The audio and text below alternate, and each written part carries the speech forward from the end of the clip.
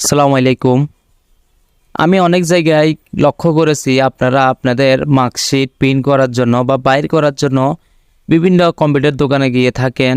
আপনারা অনেকেই জানেন না যে আপনারা আপনাদের মার্কশিট কীভাবে খুব সহজে নিজে নিজে ঘরে বসে মোবাইল দিয়ে বা কম্পিউটারের মাধ্যমে নিজের মার্কশিট নিজে বাইর করতে পারেন।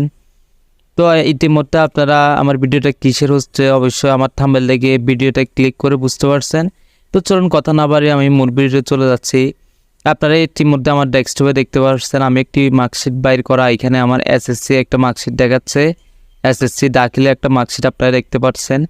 তো চলুন কথা না বাড়িয়ে মূল ভিডিও চলে যাই। তো আমি এখন আমার একটা মার্কশিট বাইর করে দেখাই। আমি জাস্ট এখানে নিউ ট্যাব ওপেন করলাম, ওপেন করে আমি এখানে লিখতেছি এসএসসি রেজাল্ট লিখলাম জাস্ট আপনাকে বোঝানোর জন্য। আপনারা শুধু এসএসসি না পিএসসি, জেএসসি, এসএসসি, এইচএসসি বা আপনার সকল